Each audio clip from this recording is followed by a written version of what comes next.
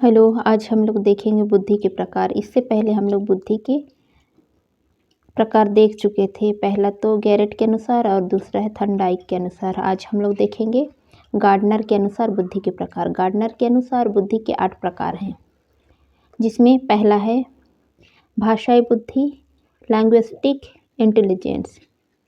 दूसरा है तार्किक गणितीय बुद्धि, लॉजिकल मैथमेटिक्स इंटेलिजेंस। तीसरा है गायन संगीत बुद्धि, म्यूजिकल इंटेलिजेंस। चौथा है शारीरिक गतिमानी बुद्धि, बॉडी कैनेस्थेटिक इंटेलिजेंस। स्थानीय बुद्धि, स्पैटिकल इंटेलिजेंस।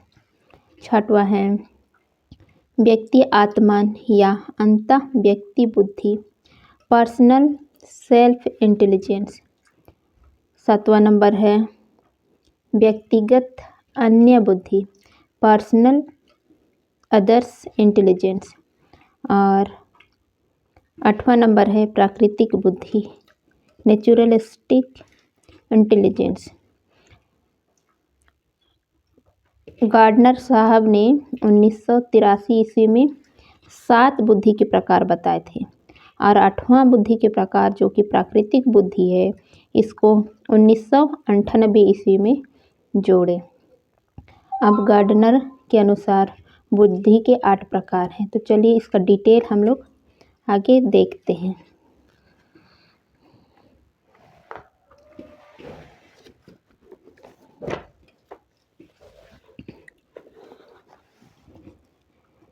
गार्डनर के प्रकार को डिटेल देखने से पहले थोड़ा सा इसके बारे में जान लेते हैं। गार्डनर का बहुबुद्धि सिद्धांत, इसके प्रकार जो कि 1983 ईस्वी में दिए थे, उस समय केवल 7 ही थे। इस सिद्धांत में गार्डनर ने स्पष्ट किया कि बुद्धि का स्वरूप एकाकी ना होकर बहुकारकीय होता है। केवल एक ही व्यक्ति में एक बुद्धि नहीं होता है, बहुत से उसमें बुद्धि होते हैं। गार्डनर के अनुसार व्यक्ति में बहुत सारी बुद्धि पाई जाती है। गार्डनर ने बुद्धि को 8 वर्गों में विभाजित किया है, 8 प्रकार बताए हैं, जिसमें पहला है भाषाई बुद्धि, लैंग्विस्टिक इंटेलिजेंस। इसका डिटेल देखेंगे। भाषाई बुद्धि में वाक्य व शब्दों के बीच के क्रम और शब्दों को पहचानने की क्षमता होती है। उदाहरण के लिए वकील, पत्रकार, लेखक, कवि, ये भाषा को बहुत अच्छे से अच्छे क्रम में सजा सकते हैं। ये सही समय में सही वर्ड का यूज अच्छे से कर सकते हैं। ऐसे बुद्धि वाले को हम भाषाई बुद्धि कहते हैं। आगे देखेंगे, दूसरा नंबर है तार्किक गणितीय बुद्धि, लॉजिकल मैथमेटिक्स इंटेलिजेंस। इस बुद्धि में तर्क करने की क्षमता, गणितीय समस्याओं को समाधान करने की क्षमता, अंकों के क्रम के पीछे छिपे संबंधों को पहचानने की क्षमता आदि सम्मिलित होती है। ऐसे बालक बड़े होकर गणितज्ञ, वैज्ञानिक बनते हैं। ये गणित में इनकी तर्क शक्ति बहुत अच्छी रहती है।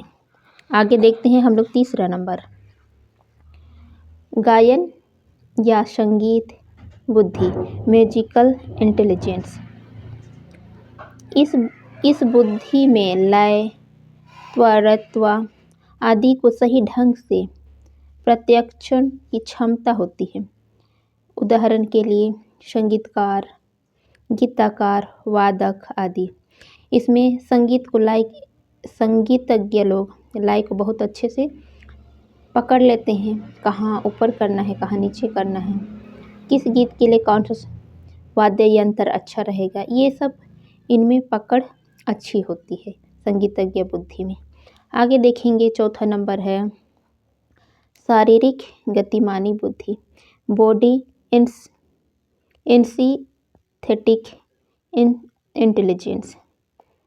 इस तरह की बुद्धि में अपनी शारीरिक गति पर नियंत्रण करने की क्षमता व वस्तुओं को सावधानीपूर्वक एवं प्रवीण ढंग से घुमाने और उपयोग करने की क्षमता सम्मिलित होती है। इसमें खिलाड़ी, शिल्पकार, नर्तकी, शिल्प चिकित्सक, सर्कस दिखाने वाले ये लोग होते हैं जो अपनी बॉडी को बहुत अच्छे से बैलेंस कर लेते हैं। ऐसे बुद्धि को शारीरिक गतिमानी बुद्धि कहते हैं। वे जिस अंग को जिस जैसा मोड़ना या अपने अनुरूप उस बॉडी के अंग को नियंत्रण में रख सकते हैं। आगे देखेंगे 5वां नंबर, स्थानिक बुद्धि या स्पैटिकल इंटेलिजेंस। इसको देशिक बुद्धि भी कहते हैं। इस बुद्धि में स्थानीय कल्पना शक्ति करने की क्षमता होती है। उदाहरण के लिए पायलट, ड्राइवर, चित्रकार, नाविक, मूर्तिकार और साज सजावट वाले लोग। इनमें ये लोग स्थायी होते हैं। जो भी कार्य को करते हैं एकदम अच्छे तरीके से करते हैं, स्थायी होके। जैसे पायलट एक जगह बैठ के प्लेन उड़ाते हैं, ड्राइवर एक जगह बैठ के गाड़ी चलाते हैं, चित्रकार ध्यान लगा के अपना चित्रकारी करते हैं, मूर्तिकार एकदम सूक्ष्म एक छोटी छोटी चीज़ को ध्यान में रखते हुए ये कार्य करते हैं, स्थानिक बुद्धि वाले। आगे हम लोग देखेंगे 6वां नंबर है व्यक्ति आत्मन बुद्धि या अंतः व्यक्ति बुद्धि, पर्सनल सेल्फ इंटेलिजेंस।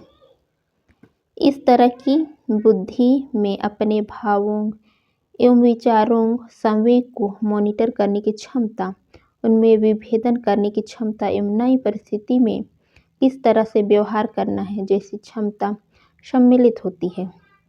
ऐसे लोग आत्मचेतन, दार्शनिक, डिजाइनर और साधु संत बनते हैं, कल्पना करने वाले लोग होते हैं। इस बुद्धि अंतर्वैयक्तिक बुद्धि, इंट्रापर्सनल इंटेलिजेंस भी कहते हैं ऐसे बुद्धि को। ये आगे चल के अपने आप में संयम, अपने मन को नियंत्रित करते हैं ऐसे लोग। आगे देखते हैं व्यक्तिगत अन्य बुद्धि या पर्सनल अदर इंटेलिजेंस। इस तरह की बुद्धि में दूसरे व्यक्ति की प्रेरणाओं, इच्छाओं एवं आवश्यकताओं को समझने की क्षमता होती है, अर्थात दूसरों के मन की बात को जानते हैं लोग। सूक्ष्म व्यवहार के प्रति संवेदनशील होते हैं। ऐसे लोग चिकित्सक, व्यावसायिक, राजनेता बनते हैं, जो कि दूसरे के मन को बहुत अच्छे से पढ़ लेते हैं। वो क्या सोच रहा है, वो क्या करना चाहता है, उसको लोग अच्छे से समझ लेते हैं और उसी के अनुसार वो लोग व्यवहार करने लगते हैं।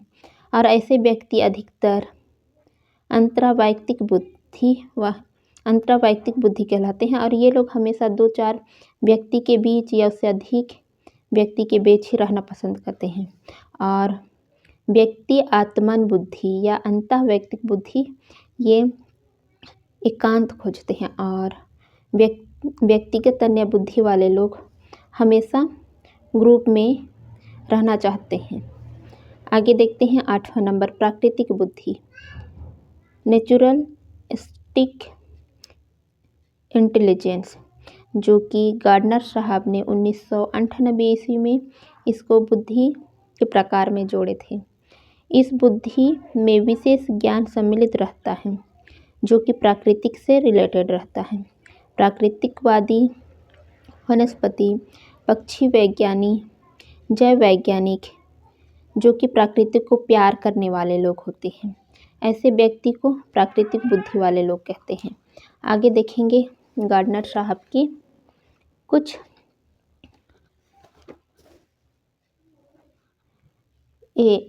तथ्य। गार्डनर ने 2000 ईस्वी में अस्तित्ववादी बुद्धि और 2002 में आध्यात्मिक बुद्धि और 2004 में नैतिक बुद्धि के बारे में भी बताए थे, किंतु इसको स्वीकार नहीं किया गया। और केवल 8 ही बुद्धि को स्वीकार किया गया। आई होप वीडियो आप लोग को बहुत अच्छा लगा होगा। अच्छा लगा तो सब्सक्राइब कर दीजिएगा। वीडियो में बने रहने के लिए आप सभी को थैंक यू।